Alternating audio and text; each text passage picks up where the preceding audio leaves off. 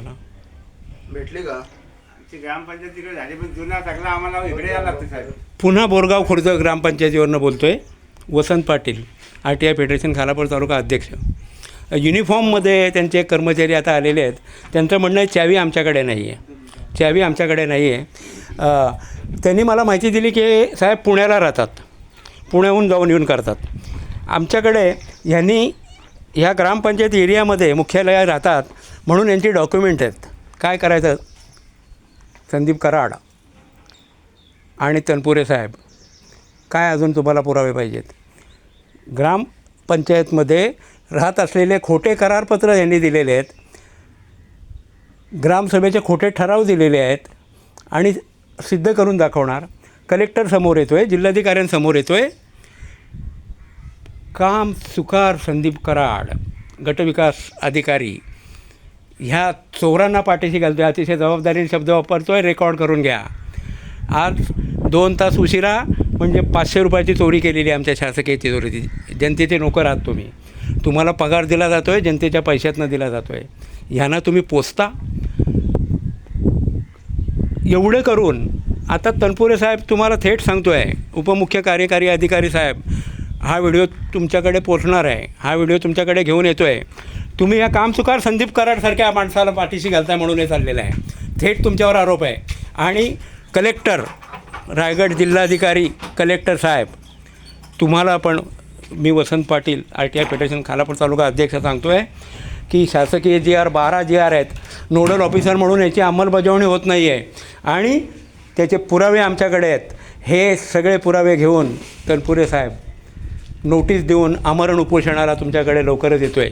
आत्ता बोरगाव ग्रामपंचायत आत्ता उघडलेली आहे. 10:45ला मी आलो आहे, पायरीवर बसलेले होते, तिथे काही व्यवस्था नाही आहे. जनमाहिती अधिकाऱ्यांचे बोर्ड तुम्ही लावलेत. खोटं किती बोलणार हो तनपुरे साहेब? व्हिडिओ खोटं बोलतात ठीक आहे, तुम्ही उपमुख्य कार्यकारी आहात, डेप्युटी CO आहात, तुम्ही किती फसवणूक केली आम्हाला तुम्ही लिहून दिलं आहे. इथे सगळं लावलं आहे म्हणून दाखवा. मी कर्मचाऱ्यांना विचारतो आहे आता, जनमाहिती अधिकाऱ्याचा बोर्ड कुठे दाखवा, अपिली अधिकाऱ्यांचा बोर्ड कुठे दाखवा, ग्रामसेवकांचे फोन नंबर दाखवा, त्यांच्या तुम्ही कामाच्या वेळा आम्हाला दाखवा. हा मुख्य प्रवेशद्वार आहे. 4-1 खसाठी आम्ही तुमच्या ग्रामसेवकांचं प्रशिक्षण घेतलेलं आहे.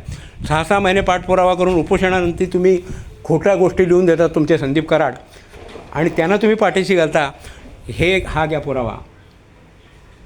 जनमाहिती अधिकाऱ्याचं नाव नाही आहे, अपिली अधिकाऱ्याचं नाव नाही आहे, ग्रामपंचायत अधिकाऱ्यांचं नाव नाही आहे, फोन नंबर नाही, सगळं अलबेल आहे, अलबेल आहे. किती चोऱ्या कराल अजून, किती चोऱ्या कराल? शासकीय तिजोरीची चोरी करताय तुम्ही.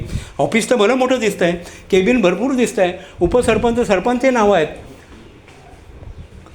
ग्रामसेवक KB पाटील एवढंच फक्त लिहिलेलं आहे.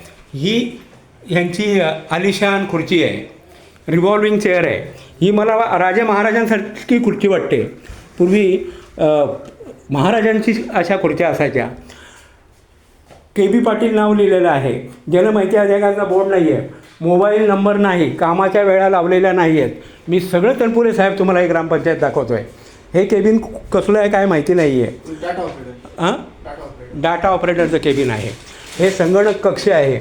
खुर्च्या गोडाऊनसारख्या अमाप पडलेल्या आहेत. संगणक कक्षामध्ये आता तुम्हाला घेऊन आलो आहे मी. हे देखील भव्य आहे, भव्य कपाट आहे, रजिस्टर कोरी पडलेली आहेत. पण संगणक कक्ष आणि तुमचं ग्रामपंचायत अधिकाऱ्यांची खुर्ची, हे मला वाटतं एक आलिशान निसर्गरम्य ठिकाणी. समोर विशाळगड दिसतो आहे, इकडे धरण आहे, इथे विश्रामगृह वाटतं आहे मला. KB पाटील साहेबांना विश्रामगृह दिलेलं आहे, रेस्ट हाऊस, विश्रांती करायला. एवढा उत्तम वातावरण आहे इथे. आणि हे पुण्यावरनं जाऊन येऊन करतायत, इथून पुण्यावरनं जाऊन येऊन करतायत. दखल घ्या, आता तरी जागे व्हा, अन्यथा थेट पुन्हा आरोप करतो आहे की गटविकास अधिकारी पंचायत समिती संदीप कराड यांना तनपुरे साहेब तुम्ही पाठीशी घालताय, असा थेट आरोप करत आमरण उपोषणाला कलेक्टर ऑफिस समोर येतो आहे. आत्ता वाजलेले आहेत 11:22, 20 मिनटं. 9:45 ते 10:45, 1 तास, दीड तासाचा पगार होतो आहे 350 रुपये. 350 रुपये यांच्याकडनं नुकसान भरपाई घ्या, यांची रजा लावा, यांच्यावर शिस्तभंगाची कारवाई करा, अशी मी मागणी करतो आहे. रजा लावा, शिस्तभंगाची कारवाई करा यांच्यावर, अन्यथा आमरण उपोषण या सगळ्यांच्यावर कारवाई होईपर्यंत होणार नोटीस देऊन आणि लवकरच तुम्हाला नोटीस देऊन प्रत्यक्ष भेटायला येतो आहे.